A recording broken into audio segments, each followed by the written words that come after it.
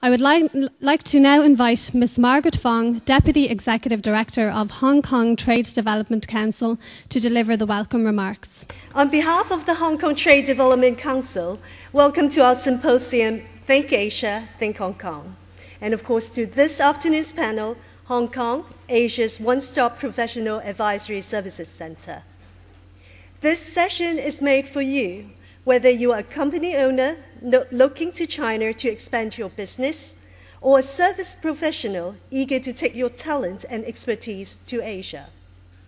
Whatever your plans, products, services, or needs, Hong Kong can help. Consider the legal profession, for instance. Our legal system, based on British common law, is central to Hong Kong's rise as a leading international arbitration center. We are also home to more than 9,000 practicing solicitors and barristers, more than 770 local solicitor firms, and over 70 foreign law firms have a presence in Hong Kong. That includes more than half the global 50 law firms. It's no wonder that Hong Kong is known as the international law capital of Asia. And Hong Kong's legal services are continually expanding to satisfy the needs related to all the international IPOs and mainland investments flowing into Hong Kong. And well, somebody has to keep track of all that money, which is why accountants are so much in demand. The city counts more than 30,000 certified public accountants and some 4,200 registered accounting, auditing, and bookkeeping firms. Hong Kong is also a magnet for management consulting firms. Not surprising, given that more than 3,600 companies keep regional headquarters and offices in Hong Kong. Indeed, a new C.B. Richard Ellis study revealed that Hong Kong is the world's most popular city for international businesses. The study analyzed office locations of 280 of the world's largest companies. London came fourth, the only Western city to be ranked in the top 5. Of Hong Kong, the Richard Ellis report had this to say, and I quote, "Hong Kong holds a unique position from which international businesses can operate globally due to its location, lack of foreign ownership restrictions, trilingual mix, and international highly skilled workforce. Hong Kong is," the study concluded, "the key gateway city for accessing China and is set to benefit most from the gradual liberalization of the Chinese financial services market." Hong Kong will enjoy more than liberalized financial services in the coming years, thanks to CEPA, the closer economic partnership arrangement between Hong Kong and the Chinese mainland. Hong Kong now enjoys zero tariff treatment on goods made in Hong Kong. The free trade agreement also covers 44 service sectors. And CEPA Supplement 8, expected to be signed by year's end, will expand opportunities in a variety of services, including the legal, medical, construction, and testing and certification sectors. And there's more to come. Just a few weeks ago, in Hong Kong, China's Vice Premier Li Keqiang pledged total liberalization of trade and services between the mainland and Hong Kong by 2015, the end of the current 5-year program.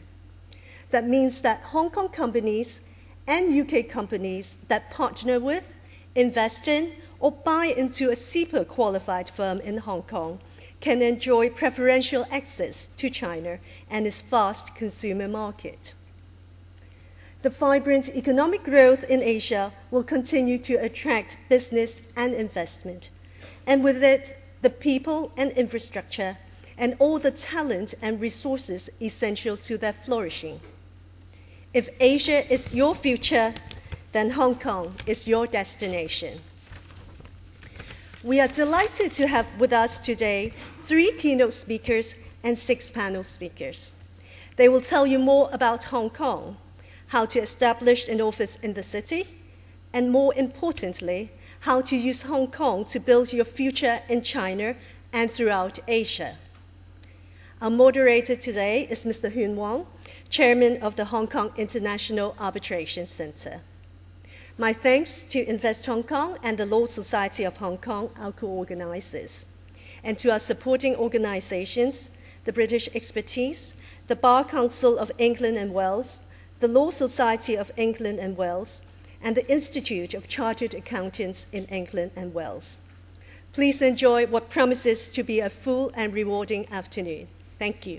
We have heard a lot of speeches in the morning, basically telling you Hong Kong is a very important springboard into China, and it's a very good place for you to set up your headquarters before you move into a vast country like China.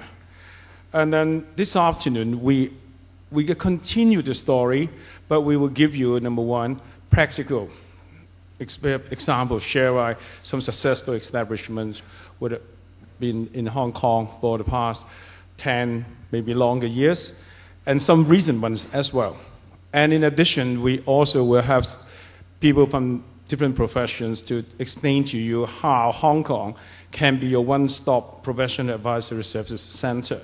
We had just been mentioned by Ms. Fong about the number of lawyers, accountants, plus the rest, engineers, architects, etc., and also a lot of the consultants and management advisors as well. So first of all, this session, we are going to have 3 keynote speakers, and each of them will give you an introduction from their perspective about how they believe the professionals can help you when you want to establish a presence in Hong Kong. Our first speaker is Honorable Mr. Paul Chan. Paul, thank you very much for coming to join us. Paul is the Legislative Council of Hong Kong, representing the accountancy constituency. And Paul is the co-chair of Crowe Horwath, the CPA firms. Paul, in fact, was the past president of the Hong Kong Institute of CPA, as well as ACCA, right? Right, Paul, you are going to share with us your views on how you think Hong Kong can offer the business circle our professional services. Good afternoon, distinguished guests, ladies and gentlemen. It is indeed a privilege and honor to be able to stand before you to share a few thoughts. I have prepared a PowerPoint, but much of the points, I guess, have been covered this morning by various speakers in an excellent manner. So what I'm going to do is to treat this PowerPoint as a checklist and highlight some of the important areas that I think perhaps you would be interested in. I would approach the subject, Hong Kong, the international platform in Asia, from 3 perspectives. The first one is how international is Hong Kong as a platform, and then attractiveness of Hong Kong as a platform.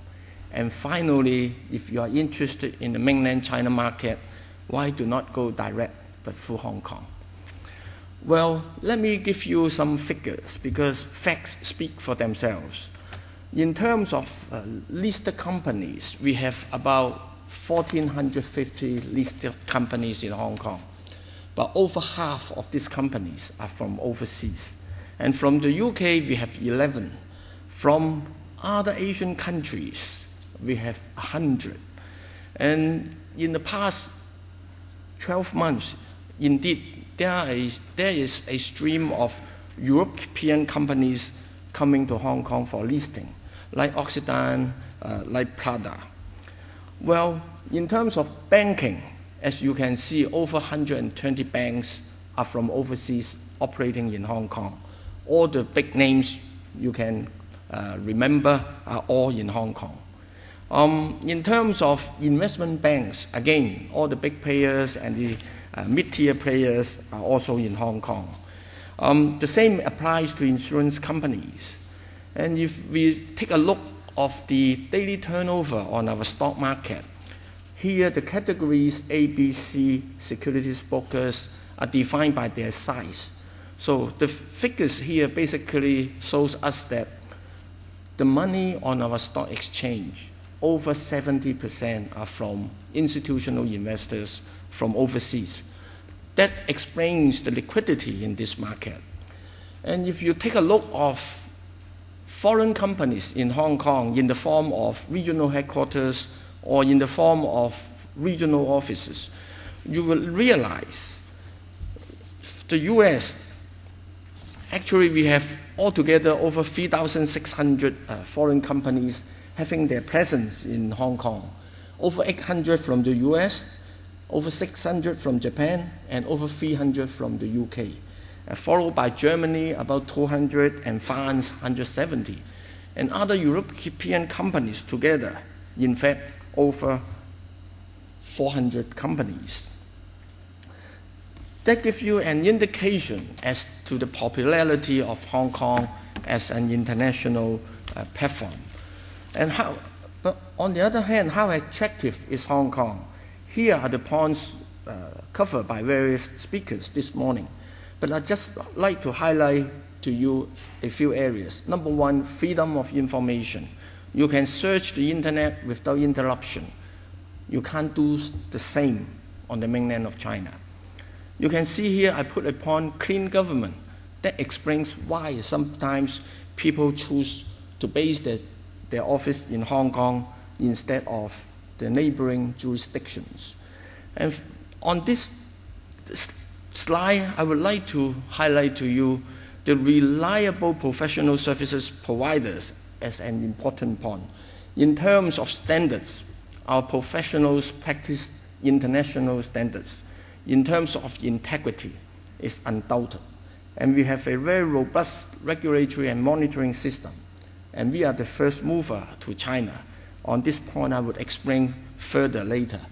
Taking the accounting profession as an example, in a small city like Hong Kong, we have over 1,500 accounting firms, 32 CPAs, and 32,000.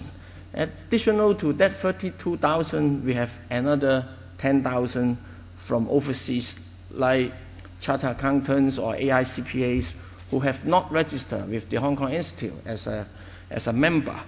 And accounting qualifications in the UK, Australia, New Zealand, US, Canada, South Africa are all recognized in Hong Kong. Well, looking at Hong Kong, this morning we have questions about comparing Hong Kong and Taiwan. In Hong Kong, we do not just speak English and Chinese, but in fact, these two languages are our official languages. So to you, this is an advantage. And on the other hand, the banks in Hong Kong have been in Hong Kong for such a long time and witnessing the development of mainland China. So they know the market, they are more ready to finance your operations or your purchase of machinery, whatever, in China. Traditionally, it is a gateway for inbound investment to China, but nowadays it is also a very important gateway for PLC companies going global. In fact, on our stock exchange, we have close to 40% of our listed companies are from mainland of China. And the daily turnover of these companies account for about 68% of the daily turnover on our stock exchange. So coming to Hong Kong, even though you do not go to China, you are able to connect with this vast group of PLC companies. As to the taxation system, much have been said this morning, but I would like to emphasize 2 points. The first is the territorial source of taxation concept, meaning that only profits arising in or derived from Hong Kong are subject to tax. So with proper structure, in fact, you can book your trading profits or things like commission income in Hong Kong without the need of paying any tax. And in my experience, for European companies coming to Asia to do business, sometimes it pays to pay a low tax in Hong Kong and in return without any tax on continental Europe.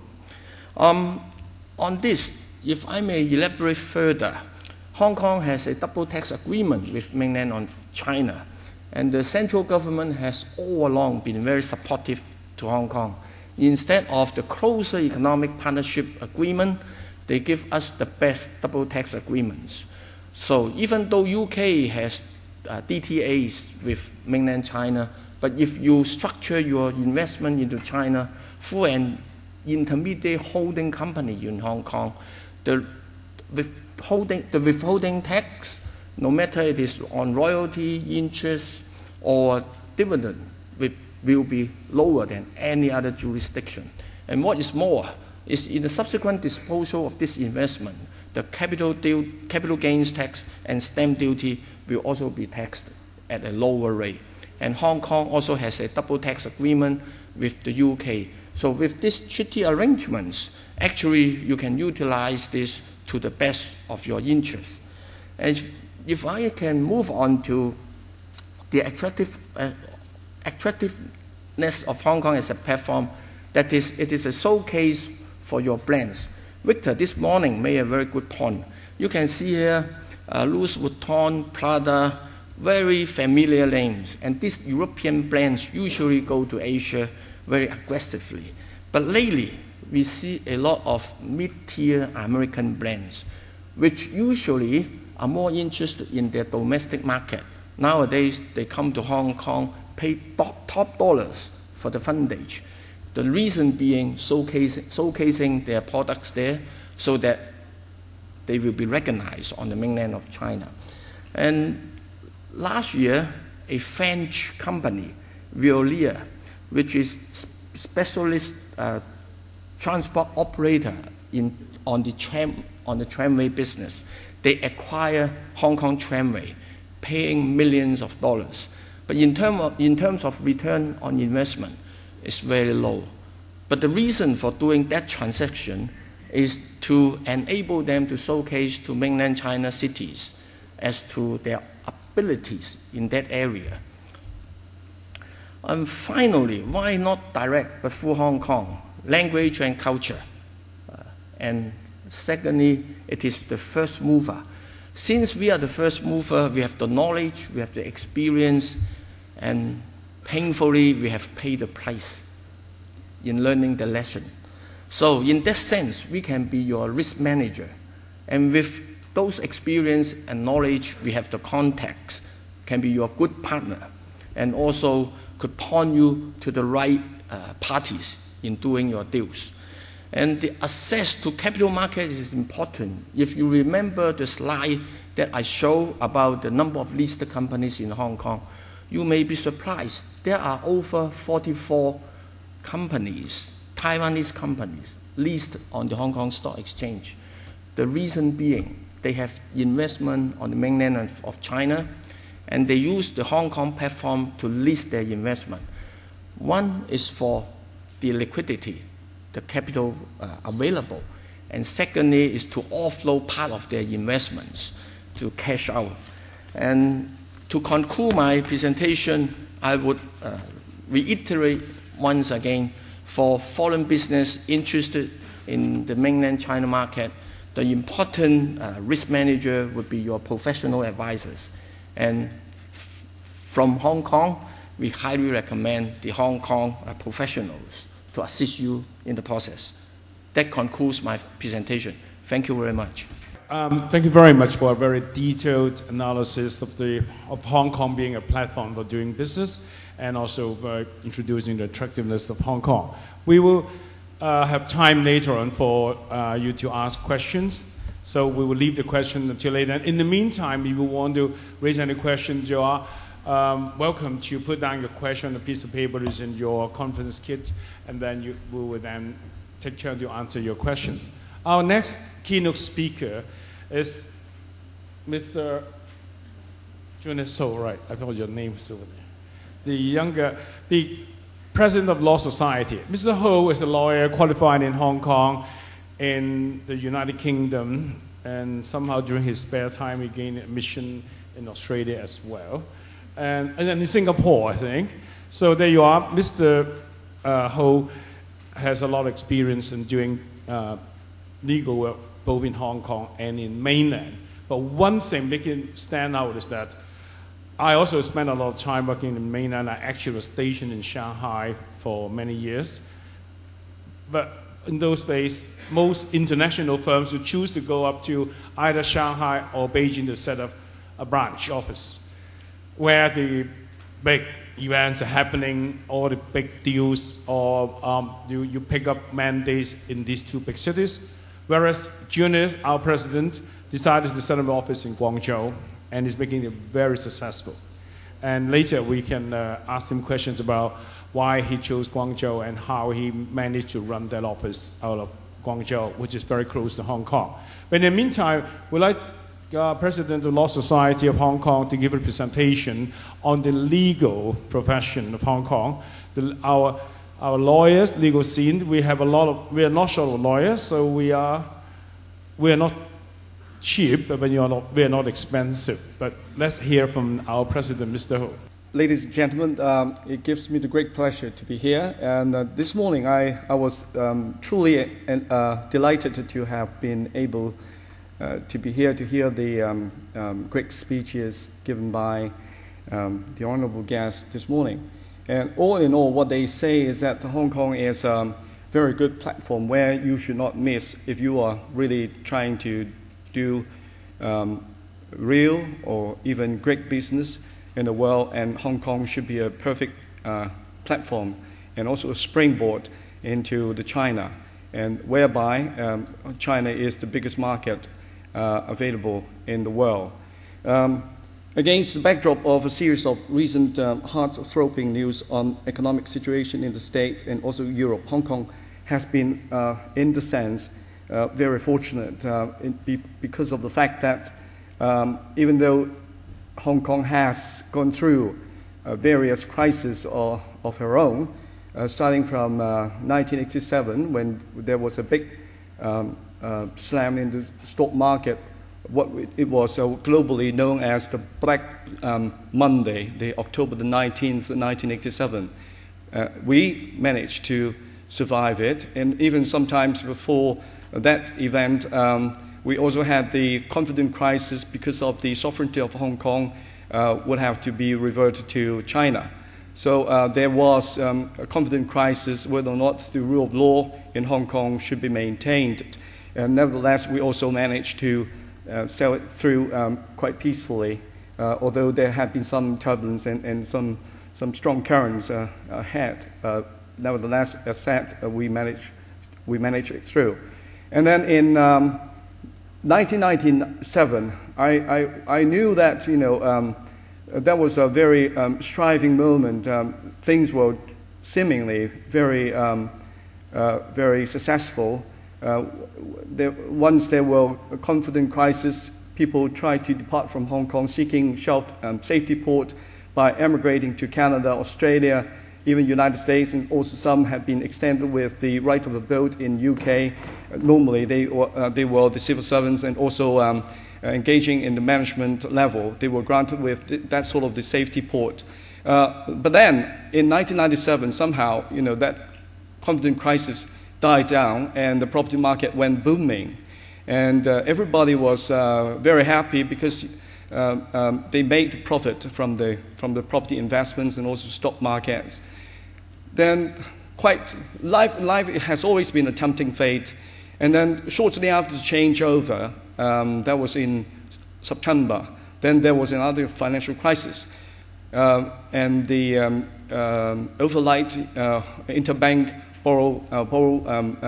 borrowing rate had gone up to rocket heights to 200% for that brief lending. So there was also a crisis, and then it followed with a so-called dark age, which lasts from 1998 onward up to 2002. Well, that was thought to be, some light was seen from the tunnel. We thought we were reaching the end of it, and then we were hit again by the SARS. And this disease came from nowhere, and then it just went away in a very short period of time.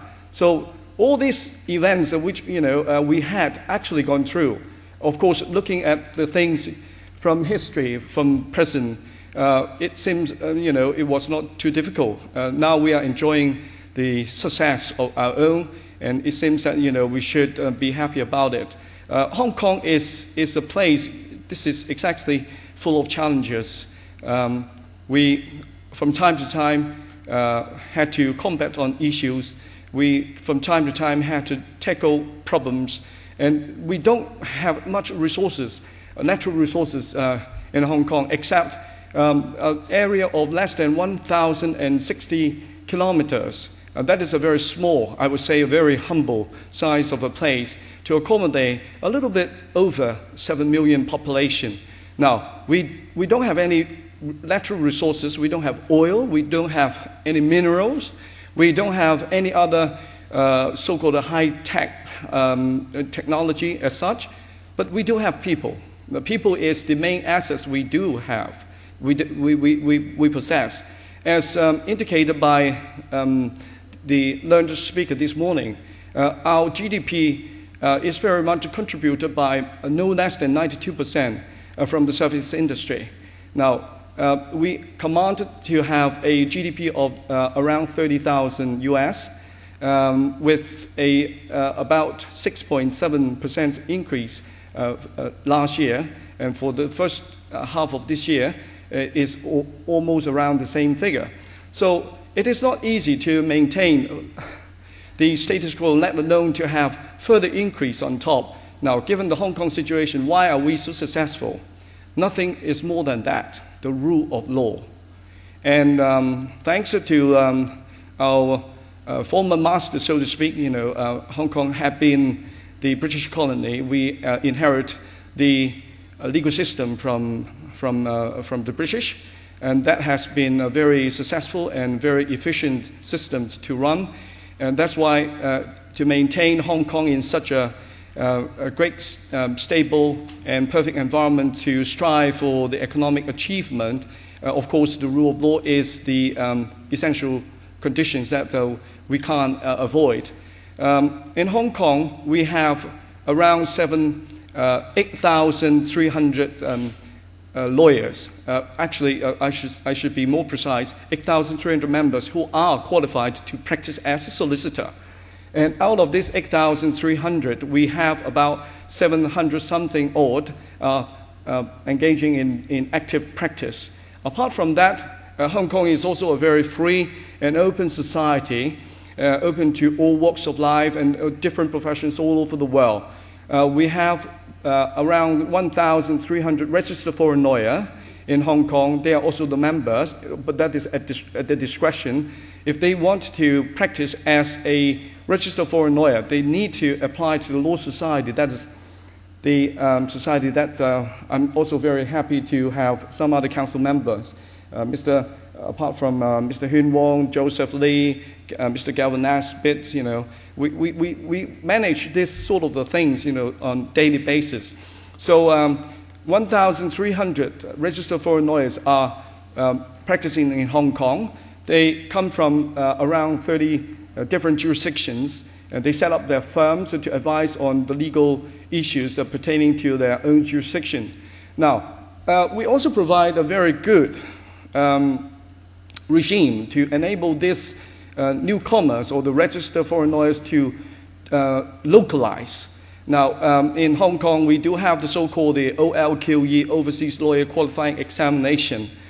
This is not a very terrible, difficult test to pass through.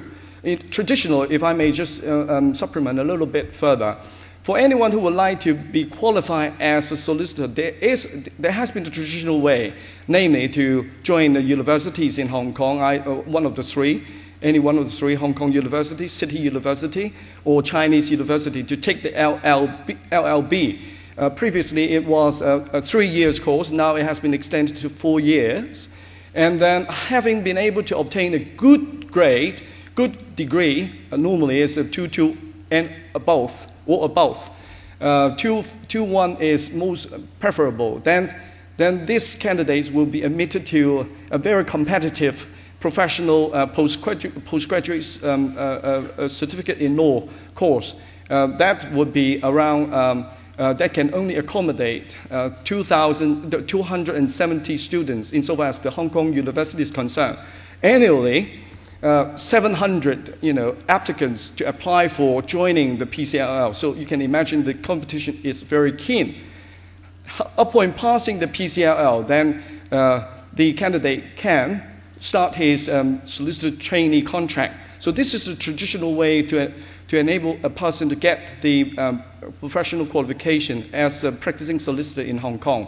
Another way is a compromise, is by way of taking a Juris Doctor, which is a foreign concept imported from the States, and then which is widely adopted by all these 3 universities. So it is also very popular. So this is another way to get through acquire the professional qualification. Then coming back to the OLQE, this is the shortest and the gateway to attain this qualification. Any registered foreign lawyer, having been in continuous practice in Hong Kong as a registered foreign lawyer, and then he can apply with the Law Society, sit in the examination normally that would take place in October annually. We accept application for starting from 250 to 350. So this year alone, we are intaking about 350 applicants. They sit for the examination. And the passing rate of which is not high, is very high. The threshold is actually not too high. The passing rate is high. It's around 70%, the passing rate. So therefore, I'm so happy to see some of my colleagues previously, they have been practicing as a registered foreign lawyer in Hong Kong, and subsequently to be able to localize to become the Hong Kong lawyers. Now, these are the things enable Hong Kong to draw in so many talented people and to serve the entire economy, not just in Hong Kong, but also to our hinterland, the mainland market. After 2003, there has been new changes because China has the accession to the WTO, and knowing full well that in time to come, the whole market will be opened to the whole world. So therefore, under the special provision and some policy, enable China to afford some sort of the advanced treatment in favor of Hong Kong, allowing Hong Kong lawyers to enter into China to conduct the legal practice. So that's the reason why I took the decision to set up my Guangzhou office in 2004. China gained accession to the WTO in 2001. So the CEPA was introduced in 2003, and then immediately after, I saw the opportunity and chance to and grab it, and then I set up my representative office in China. Now, after several years down the road, which have been in operation so reasonably well, and the Ministry of Justice is also willing to hear comments from time to time from us, from the Law Society. So therefore, we are now reaching up to the CEPA Supplement Number 8, and according to the information given to us, although it has not been officially announced, we know that there will be further relaxation to the Hong Kong law firm to set up their practice in China. Now, one of the very favorable features which they allow Hong Kong law firms to do is to conduct their legal practice in China via an association concept, so that to enable the PRC qualified lawyers and also the Hong Kong qualified lawyers to work under the same roof and then to share the cost, to share the profit, but not as partnership, not as partner as such. They are only associate to each other, but in that fashion, they are permitted to carry their legal practice in association and to be enabled to be permitted to share the profit together. Of course, they also share the expenses. Insofar as the risk, the liability is concerned, each of these two will maintain their own. So therefore, it will be several, but not jointly. So these are the things that's happening in Hong Kong. Before I conclude, if I may just cite an example. One chap, he just applied to my firm for a summer intern way back in 1996. Then he was only a student coming over from Manitoba, Canada, supposedly to be for about 2 months internship. Actually, he did, I also doubt whether or not he did apply for the working visa in the first place, but nevertheless, I took him in without knowing full well. I didn't do the due diligence myself. Anyway, he did it, and then during a brief conversation with me, he asked me a question. All right, Junius, what do you see about the future in Hong Kong? Well, remember, that was in 1997, approaching the changeover of the sovereignty. I said, all right, you are just a young person, not a young man. So if you want to see the motion, if you want to see the events and see the world class of events, which is about to happen, then you should come to Hong Kong. And this is the place where you should join too. And he took on my advice. He came over after serving his marshal training in Canada. He decided to came over. And then he also, first of all, he applied to be a registered foreign lawyer to begin with. And then he also sat on the OLQE. He got the Hong Kong solicitor qualification. And then he practiced for a while, being identified as a very smart guy. And then he was grabbed by Goldman Sachs to join in his in-house legal department. So, and later on, he also told me that he was going to marry a girl in Mongolia. So now he's a full-time Hong Kong citizen and also establish his family in Hong Kong so happily. So these are the messages I could tell you. Thank you. Hong Kong is one of the most open legal market. We do allow foreign lawyers to come in, and it's not easy to come in straight away, but it's not difficult either. There is an examination for overseas lawyers. We can discuss about it later on. I think it's actually a very open market. But my third keynote speaker is another accountant, and he is a real expert in China tax matters. He's been based in the UK for many years, and he is now the international tax managing partner for Greater China. And his topic is redefining gateway for services, the Deloitte experience. And I'm sure there are a lot of challenges everybody will be facing, including Deloitte in their strategy in expanding in China. Let's hear from Mr. Patrick Yip. It's my great pleasure to be able to be here. The way my presentation is framed is like a testimonial for Hong Kong. So you'll hear from our own experience in terms of doing business in Hong Kong. And you'll see why we set up in Hong Kong and what we think are the advantages for us to be successful in Hong Kong and what we see as the challenges facing us, and also what we feel about the outlook of Hong Kong, and we'll be sharing with you. As you can see on the slide, we have been in Hong Kong for close to 50 years. And we have 8,000 employees, more than 8,000 employees in the whole of China, in 15 offices. Now, if you do the math, you can see that Hong Kong has predominantly the highest number of people. Then you may think that this may be inertia. You just don't want to move because you set up in Hong Kong so long ago. Now, I can tell you that there are times that we thought the costs are too high, that we should also think about moving some of our operations to China or to Macau, a neighboring SAR. But we have always ended up hiring more people in Hong Kong.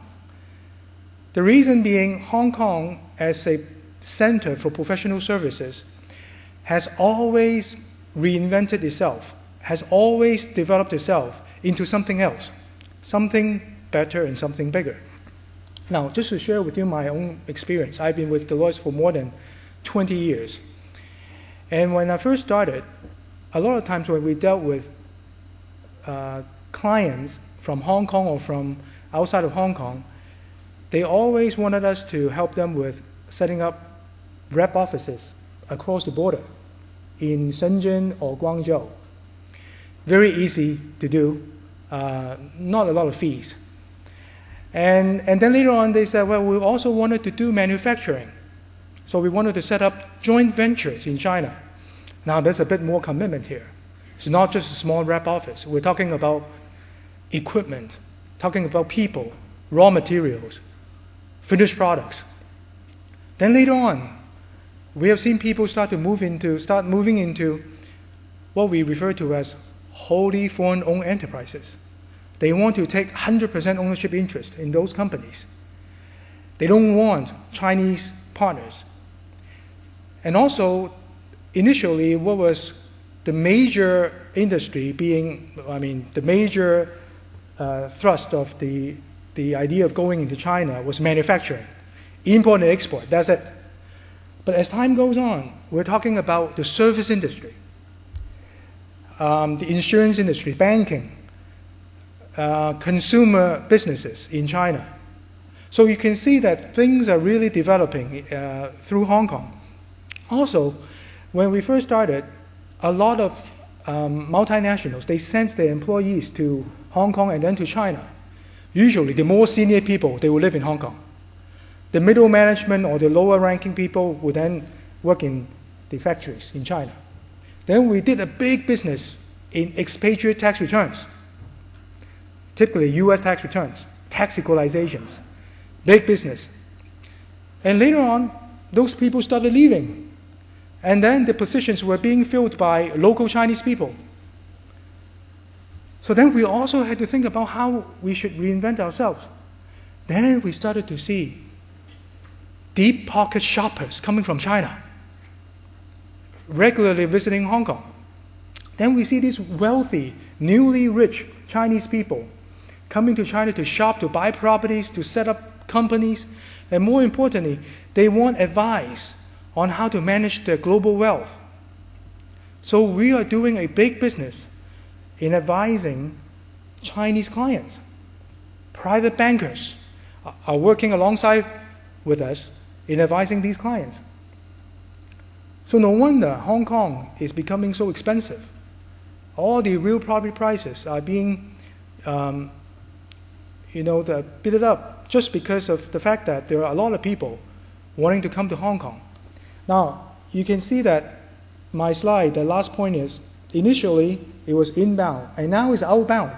Companies, individuals in China, they have a lot of economic power. All they want to do is to get out of China, invest someplace else. And you could say Hong Kong is really somewhere in between. It's part of China, but it doesn't feel part of China. And it has a lot of good things going for Hong Kong that people want to come to China first, come to Hong Kong first before they go out abroad. So these are the things that we consider as advantages. I'm sure that you're very familiar with them. I think to summarize all these advantages, I would say it's just freedom. You have a lot of freedom in Hong Kong. The government is basically hands-off, and you can do whatever you want. And even for mainland Chinese investors, they feel this is a breath of fresh air. And we have a very highly educated workforce, people educated from in US, in the UK, Western countries. We don't have exchange controls. We have a very favorable tax regime, 15% for individuals, 16.5% for companies, and in some cases, you don't even have to pay tax at all, just like what Paul referred to earlier. More importantly, we have a rule of law kind of system, legal system in Hong Kong. Over the lunch break, someone approached me and said he wanted to partner with a Chinese partner. I said, well, the best thing to do is to form a joint venture company in Hong Kong, not in China, because at least in Hong Kong, you know what court you go to and who to sue under what system. But in other places, it may not be so simple. Challenges. We think high cost definitely is a challenge from lower cost jurisdictions. But as I said, Hong Kong can always reinvent itself. We can always do better things and do more high value things. Give you some example. Now, I would say Hong Kong in terms of outlook is very promising. I read some statistics. Back in 1991, on an annual basis, there was about 10,000 expatriates who came to Hong Kong. 2008, it was like close to 30,000. So it shows you, even though Hong Kong is a very congested place, there are still a lot of people who want to move to Hong Kong. That shows Hong Kong is very attractive as a place to live and to do business. That's what happened to us in the Deloitte family. We have the global firm of Deloitte has decided that they would put something called an AP International Center of Excellence. We call it ICE in Hong Kong. We have 21 full-time professionals, usually partners, senior managers, from 14 different jurisdictions. They're all based in Hong Kong. So what are they doing in Hong Kong? Because they want to advise advise Chinese multinationals who want to go to, say, come to UK or Europe to invest. We want to have this critical mass in Hong Kong to advise them real time. So they don't have to stay up and attend conference calls late at nights. They don't have to do that. They have this critical mass in Hong Kong to advise them. That shows even our global firm considers Hong Kong to be a very critical place for us to do this kind of business. We did our biggest IPO for 2010 for one of the major banks in 2010. That shows the outbound flow. And then we also did the Geely and Volvo deal, and it was done through Hong Kong. Why? Because we had the international expertise. Now, before I close, I just want to share with you a real-life experience. A couple of years ago, I met one of the wealthiest individuals in China. And he liked us a lot, and he decided to engage us to do some tax work for him. Now, of course, our fees are very high, well, compared to what he was used to. And he was still okay. But then when his wife found out, she wasn't very thrilled about that. So she said, we are not going to use Deloitte Hong Kong. I'm going to use just any other firm in Beijing to do the work. Then the husband, for some reason, tried to persuade his wife, said, no, you have to see Patrick. Maybe you'll change your mind after you see him, me, right? So then I found an excuse to go to Beijing to see her. And she was very suspicious initially. And then she basically put it very straight to me. She said, Patrick, just tell me why I should pay you so much to do something that I'm sure your Beijing office will be able to do it. It is a very hard question from a lady who may not necessarily have a lot of involvement in her husband's business, so she may not understand what is involved. Then I had to really change tack, and I asked her, I said, well, Mrs. So-and-so, have you ever come to Hong Kong to shop? Yeah, sure, I love shopping in Hong Kong. They have these great labels, great brands in Hong Kong. But I said, well, but these same brands, which I think Paul also referred to in his slide, they all have stores in China. Why didn't you shop in China? Well, the selection is wider in Hong Kong, and the people are very nice and very service-oriented. They're very polite. I said, well, Mr. So-and-so, if you think there's a difference in terms of service quality in just shopping, what makes you think that there's no difference in professional services? Then she had a pause there, right? Then I said, secondly, you know how well-known your husband is. Would you want your personal information to be faxed to our Beijing office and be floating around in the office and people all jumping up and down and say, hey, I'm doing work for so-and-so. Would you want that? In Hong Kong, we're all trained from childhood to keep confidentiality of client matters. So this one thing, you think, does it make any difference to your cost and benefit analysis? She said, Patrick, I'm sold. Okay, you can do my work 3 times, fees, whatever. Now finally, I would like to close with a story that I've heard. I think it's quite interesting. One time in the park, there's this man with a dog. So and then the man comes up and said, does your dog bite? No. Then this second man tried to stroke the dog. And suddenly the dog bit him. And he was so shocked and said, "You said your dog won't bite." "Well, this is not my dog." A lot of people want to find out whether they should come to Hong Kong or not. First of all, they look at cost. They ask the question cost. But is cost really the right question to ask? Because there could be benefits that will outweigh cost. So I hope today I can share with you my experience that you will know what questions to ask the right questions, and you may get a lot more benefits than your cost. Thank you. There are 3 questions here. Number 1, please provide estimated cost and fee levels between Hong Kong, London, and Shanghai. I've just actually discussed it with Paul. I'm not sure the question is about lawyers or accountants, right? They both have very good reputation of not overcharging the clients. I asked Paul. I think Paul gave me charge rate, which is very similar to lawyers, to be honest. Hong Kong used to be known to be expensive. I remember when I first joined, my first firm is a UK firm some 30 years ago. I remember our clients call up the Hong Kong office in London and complain about our charge rate being higher than London. Things have changed since then, I believe. Basically because the pound's getting very strong against the greenback. The charge rate for lawyers is a lot of firms these days are talking about blended rates, right? They don't want to have rates of associates, juniors, senior associate, and then partners. You have junior partner, senior partner. Just give me a blended rate. And I'll give you the rate of a typical international firm in Hong Kong. For a partner, I think we charge somewhere between 700 US to 900 US per hour. And I don't think that is very much out of line with the charge rates in London. I stand to be corrected.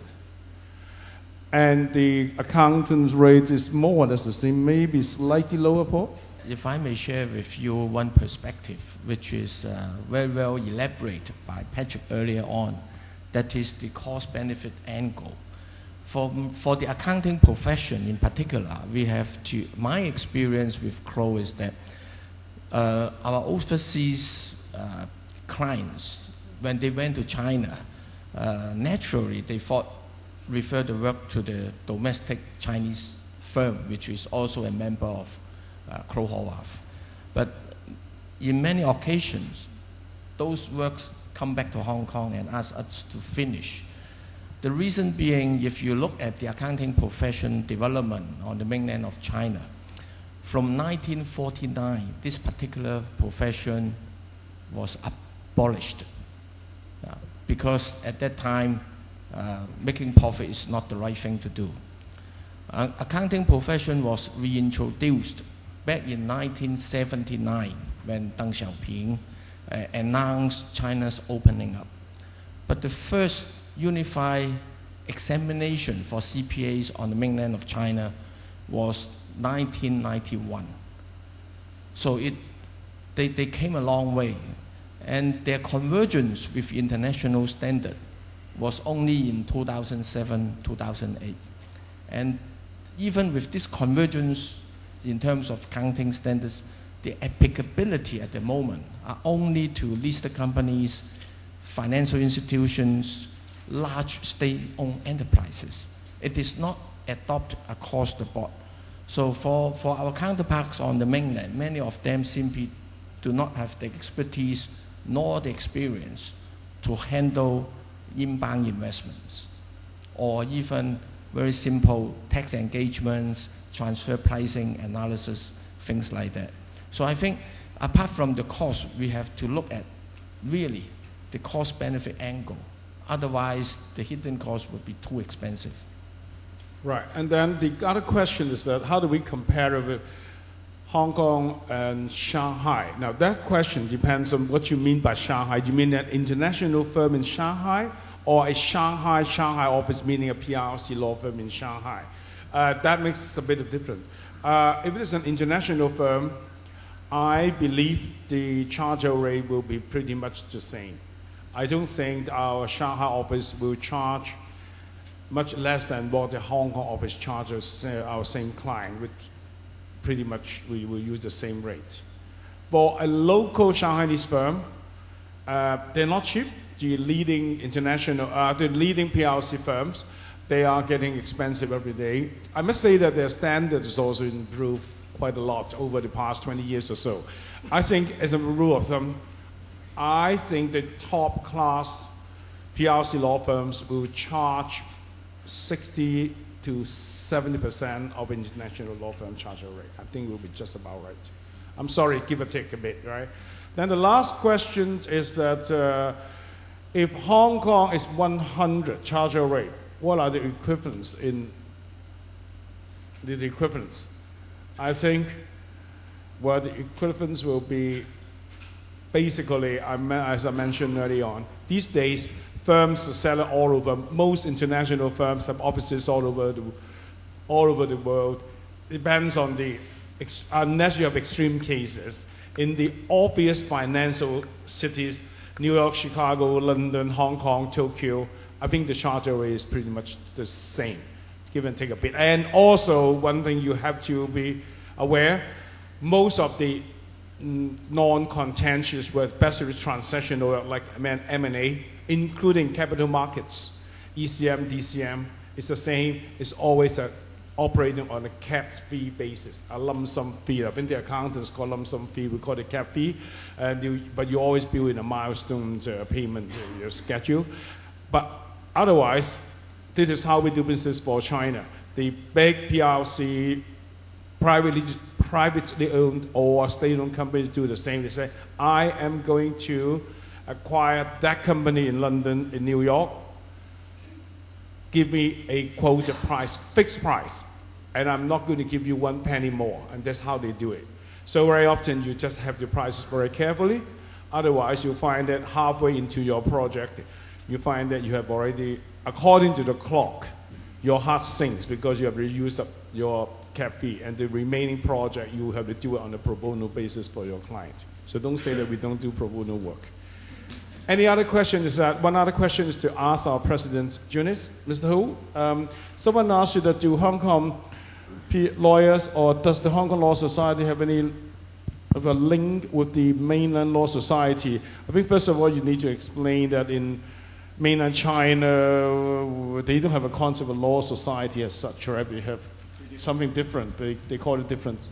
The law association in China is still pretty much under the so-called official influence. Normally, the Secretary General of the association would be the official sent by the Bureau of Justice or the Ministry of Justice. So they are under the great supervision of the government.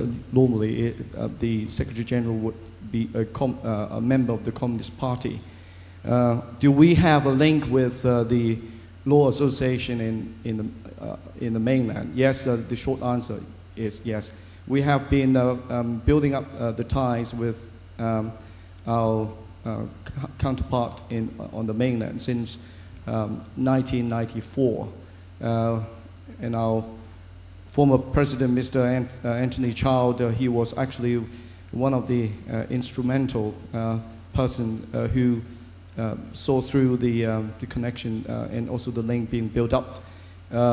At the moment, we have successfully signed the memorandum of cooperation with the Law Association over 30 or 35 with different provincial cities. Of course, it goes without saying, we have entered into the memorandum of agreement with Beijing, Shanghai, Shenzhen, and Guangzhou, all these major cities, law associations. Under the agreement, we agree to build up a much more closer tie whereby we promote exchange between exchange of lawyers from, between two cities. We also arranged a secondment program whereby the PRC lawyers would be sent to Hong Kong law firms to stay for maximum of 1 month term so that they could have a feel about what sort of the legal practice in Hong Kong, and likewise we also reciprocate by sending our Hong Kong members to China for 2 weeks' time. Setting up a company in the UK can be a protracted process, and what about the process in Hong Kong, and give it the ballpark timeline? This is exactly what we're going to discuss later on in our panel discussion. I think Gavin Nesbitt will have a ready answer for you later on. There's one other question, and this must be the last because we need to start our next sessions very soon, is that the legal market is served by large international firms in Hong Kong. Well, for that matter, everywhere. And particularly in the UK, of course, international firms, medium-sized firms, including provincial firms and smaller firms, right? High street firms in the UK market. But then what about Hong Kong, right? Do we have smaller, mid-sized provincial firm?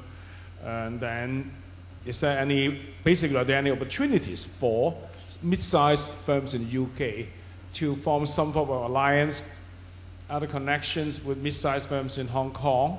And then is there any competitive edge for doing such a form of alliances? I think the answer must be me working.